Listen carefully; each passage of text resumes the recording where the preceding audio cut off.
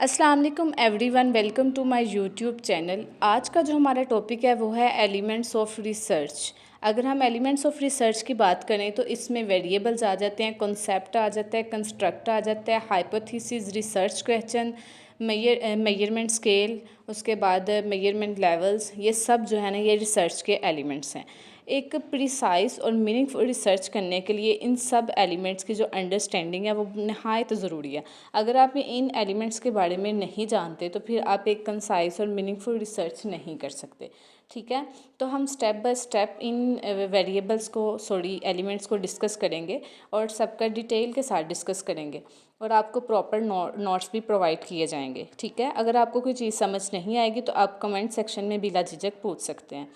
सबसे पहले हम आज जो हम डिस्कस करेंगे, हम दो एलिमेंट्स डिस्कस करेंगे, एक कंसेप्ट और दूसरा कंस्ट्रक्ट। हम देखेंगे कि कंसेप्ट क्या होता है और कंस्ट्रक्ट क्या होता है। दोनों का जो मीनिंग है तकरीबन एक ही होता है, लेकिन दोनों के दरमियान एक छोटा सा डिफरेंस है जिसे समझना नहायत ही ज़रूरी है। कंस्ट्रक्ट एक मेंटल कॉन्सेप्ट होता है जिसकी हकीकत में कोई शेप नहीं होती। फिर जो कंसेप्ट होता है एक कंस्ट्रक्ट को कंसेप्ट बनाता है। कंस्ट्रक्ट की कोई शेप नहीं होती, ये सिर्फ हमारा मेंटल कॉन्सेप्ट होता है। उसके बाद जो कंसेप्ट होता है ये कंस्ट्रक्ट को शेप देता है, ये कंस्ट्रक्ट को मीनिंग देता है, इसे कंसेप्ट बनाता है। ठीक है, तो अकॉर्डिंग टू माय नोट्स सबसे पहले हम डिस्कस करेंगे कॉन्सेप्ट क्या होता है। तो कंसेप्ट बेसिकली एक आइडिया है जिसे हम जर्नलाइज्ड कर सकते हैं, सपोज कर सकते हैं। मिसाल के तौर पे मैं ज़िंदगी में कामयाब होना चाहती हूँ या आप ज़िंदगी में कामयाब होना चाहते हैं, तो ये आपका या मेरा एक कॉन्सेप्ट है। मिसाल के तौर पे आप कामयाब होने के लिए सीएसएस करना चाहते हैं, ठीक है, पीएचडी करना चाहते हैं, या आपके कोई भी स्टडी गोल्स होंगे, एमबीए करना चाहते हैं, कुछ भी। और जो मेरे स्टडी गोल्स होंगे वो कुछ और होंगे, मैं पीपीएस का एग्ज़ाम देना चाहती हूँ या कुछ भी मेरे और गोल्स हैं, आपके और गोल्स हैं। तो ये जो हमारे गोल्स हैं ये क्या हुआ, कंस्ट्रक्ट हुआ। ठीक है, हो गया, ये था कॉन्सेप्ट। इधर लिखा हुआ है concept is a term that expresses an abstract idea formed by generalising from particulars and summarising related observation. जो कंसेप्ट होता है ना उसका मतलब होता है एब्स्ट्रैक्शन। एब्स्ट्रैक्शन क्या होता है? एब्स्ट्रैक्शन ऐसी चीज़ होती है जो नज़र नहीं आती, जो फील की जा सकती है। जो हमारा बिहेवियर होता है ना वो होता है कंसेप्ट।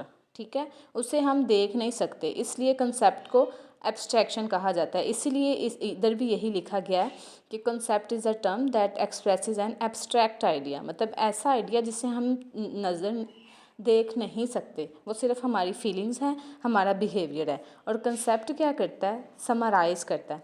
मतलब कंसेप्ट का जो पर्पस होता है ना वो एक इवेंट है। मिसाल के तौर पे एक बहुत बड़ा इवेंट है, तो कंसेप्ट क्या करेगा, उन सारे इवेंट को समराइज़ करके एक टर्म दे देगा। ठीक हो गया, मैं आपको मिसाल के साथ समझाती हूँ बाद में, लेकिन पहले इधर देखें। कंसेप्ट जो है वो बेस करता है हमारे एक्सपीरियंस से।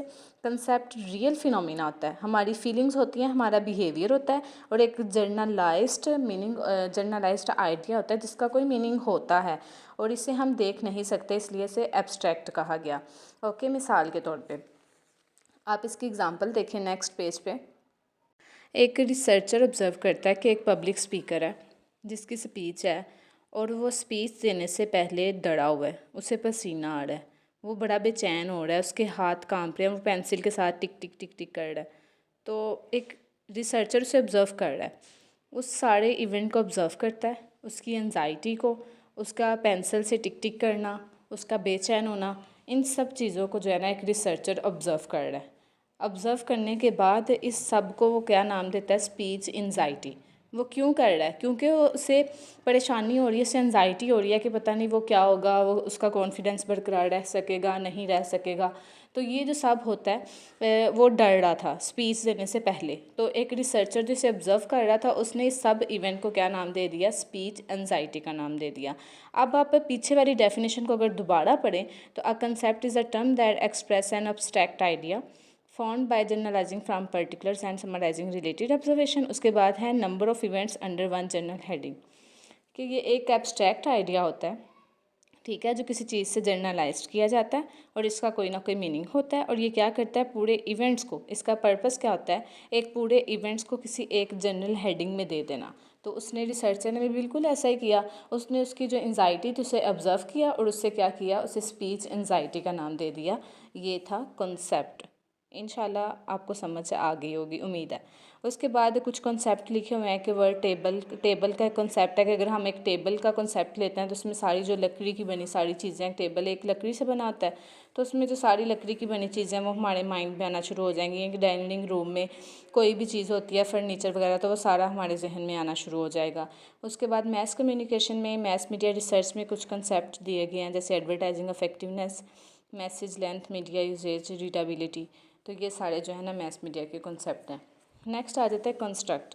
कंस्ट्रक्ट क्या होता है? जैसे पीछे मैंने आपको बताया कि अगर हम कामयाब होना चाहते हैं तो ये हमारा एक कॉन्सेप्ट है, और इसे पूरा करने के लिए हमें क्या करना पड़ेगा, मतलब पीएचडी या सीएसएस कुछ भी करना पड़ेगा। तो जो हमें करना पड़ेगा वो है कंस्ट्रक्ट। तो कंस्ट्रक्ट जो होता है ना, वो कंसेप्ट का कम्बिनेशन है। Construct is a concept that has 3 distinct dimensions या करेक्टरिस्टिक्स। कंस्ट्रक्ट जो होता है वो कंसेप्ट होता है। ये याद रखिएगा, कंसेप्ट कंस्ट्रक्ट नहीं होता, बल्कि कंस्ट्रक्ट जो है वो कंसेप्ट होता है। Every construct can be a concept. Concept is incomplete without construct. Concept जो है हमेशा कंस्ट्रक्ट के बगैर इनकम्प्लीट होता है। मतलब आप सक्सेसफुल होना चाहते हैं लेकिन आपके कोई गोल ही नहीं होंगे सक्सेसफुल होने के लिए, तो फिर आप कैसे सक्सेसफुल हो सकेंगे? इसलिए concept is incomplete without construct. ठीक हो गया। यहाँ लिखा हुआ है कि कंस्ट्रक्ट जो है वो कंसेप्ट है, इसकी 3 जो है ना डिफरेंट करेक्टरिस्टिक्स होती हैं। पहली ये एक एब्स्ट्रैक्ट आइडिया है। कंसेप्ट भी एब्स्ट्रैक्ट था, ये भी एब्स्ट्रैक्ट है, क्योंकि ये कंसेप्ट से मिलकर ही बनता है। तो पहली डायमेंशन इसकी ये है कि ये जो है ना एक एब्स्ट्रैक्ट आइडिया जो जिसे ब्रेक डाउन किया गया डिफरेंट डायमेंशंस में, represented by lower level concept. उसके बाद इसका क्या मतलब है कि ये कम्बिनेशन है कंसेप्ट का। A construct is a combination of concept. उसके बाद जिसकी सेकंड करेक्टरिस्टिक है वो ये है कि इसकी एब्स्ट्रैक्शन की वजह से जो कंस्ट्रक्ट को हम जो है ना डायरेक्टली ऑब्ज़र्व नहीं कर सकते कंसेप्ट के बगैर। जब तक कंसेप्ट नहीं होगा हम कंस्ट्रक्ट को ऑब्ज़र्व नहीं कर सकते। और तीसरी इसकी करेक्टरिस्टिक ये है कि जो कंस्ट्रक्ट है वो यूजुअली डिज़ाइन किया जाता है स्पेसिफिक रिसर्च पर्पस के लिए। किसी स्पेसिफिक रिसर्च पर्पस के लिए इसे डिज़ाइन किया जाता है, इसलिए जो इसका एग्जैक्ट मीनिंग होता है ना वो उसी कंटेक्स्ट में पाया जाता है जिसमें हमने रिसर्च करनी होती है। तो इसे कंसेप्ट के बगैर हम ऑब्ज़र्व नहीं कर सकते, इसलिए कंस्ट्रक्ट का कंसेप्ट के बगैर कोई मतलब नहीं है। नेक्स्ट इसकी एग्ज़ाम्पल की बात करें, नेक्स्ट पेज पे जाते हैं। यहाँ एग्ज़ाम्पल दी हुई है, construct involvement has been used in many advertising studies. Involvement, अब किस चीज़ की इन्वॉल्वमेंट? एडवर्टाइजिंग इन्वॉल्वमेंट कहा गया ना, तो एडवर्टाइजिंग में इन्वॉल्वमेंट कैसे होगी? जैसे ही आप इन्वॉल्वमेंट का नाम लेंगे तो आपके दिमाग में कुछ कंसेप्ट घूमेंगे, यार कैसी इन्वॉल्वमेंट के लिए क्या होगा, इन्वॉल्वमेंट कैसे होगी? तो अटेंशन के ज़रिए होगी इन्वॉल्वमेंट। ज़ाहिर है कि कस्टमर जब तक अटेंशन हो के नहीं सुनेगा या अटेंटिव हो के आपकी ऐड को नहीं देखेगा या उसमें अटेंशन नहीं होगी उसकी, जब तक तो वो आपकी ऐड में आपके प्रोडक्ट में इन्वॉल्व कैसे होगा? उसके बाद इंटरेस्ट अराउज़ल इन चीज़ों का होना इन्वॉल्वमेंट के लिए बहुत ज़रूरी है। इन्वॉल्वमेंट अकेला अगर लफ्ज़ लिया जाए तो इसका कोई मतलब नहीं है। अगर आप इन्वॉल्वमेंट कहोगे तो फिर इसके में डिफरेंट कॉन्सेप्ट को डिस्कस किया जाएगा, अटेंशन, इंटरेस्ट एंड अराउज़ल। तो इसीलिए आपको समझ आ गई होगी कि कंसेप्ट के बगैर कंस्ट्रक्ट का कोई मीनिंग नहीं है। अगर कंस्ट्रक्ट है इन्वॉल्वमेंट तो इसमें डिफरेंट कंसेप्ट यूज़ होंगे, इसे हम डायरेक्टली ऑब्जर्व नहीं कर सकते, डायरेक्टली नहीं देख सकते इन्वॉल्वमेंट क्या इन्वॉल्वमेंट, जब तक हमारे पास कंसेप्ट नहीं होंगे। तो इसके कंसेप्ट होंगे टेंशन, इंटरेस्ट और अराउज़ल। जैसे रिसर्चर जो ऑब्ज़र्व करता है कि इसमें हो सकती है इन्वॉल्वमेंट, हो सकती है सब्जेक्ट की इन्वॉल्वमेंट हो सकती है प्रोडक्ट में, या फिर सब्जेक्ट की इन्वॉल्वमेंट हो सकती है मीडियम में, या सब्जेक्ट की इन्वॉल्वमेंट हो सकती है मैसेज में। उसके बाद मैस कम्युनिकेशन रिसर्च में देखें तो एक टर्म इस्तेमाल हुई है अथॉरिटेरियनिज़्म, जो रिप्रेजेंट करती है कंस्ट्रक्ट को। ठीक है। कंस्ट्रक्ट अथॉरिटेरियनिज़्म ऐसा कंस्ट्रक्ट है जो क्या करता है, डिफरेंट टाइप की पर्सनैलिटी को डिस्क्राइब करने के लिए इस्तेमाल होता है। तो अब अथॉरिटेरियनिज़्म एक कंस्ट्रक्ट है, हम इसे डायरेक्टली जो है ना ऑब्जर्व नहीं कर सकते, तो इसके लिए हम डिफरेंट कंसेप्ट का इस्तेमाल करेंगे, जिसमें आ जाएगा कन्वर्सेशनलिज़म, सबमिशन, सुपरस्टिशन, साइनिसिज़म। ये सारे कंसेप्ट का हम इस्तेमाल करते हुए जो अथॉरिटेरियनिज़म को ऑब्ज़र्व करेंगे। तो अथॉरिटेरियनिज़म को हम डायरेक्टली ऑब्ज़र्व नहीं कर सकते, तो इसी तरह हमने जाना कि हम कंस्ट्रक्ट को डायरेक्टली ऑब्ज़र्व नहीं कर सकते और कंस्ट्रक्ट का कोई मतलब नहीं होता कॉन्सेप्ट के बगैर।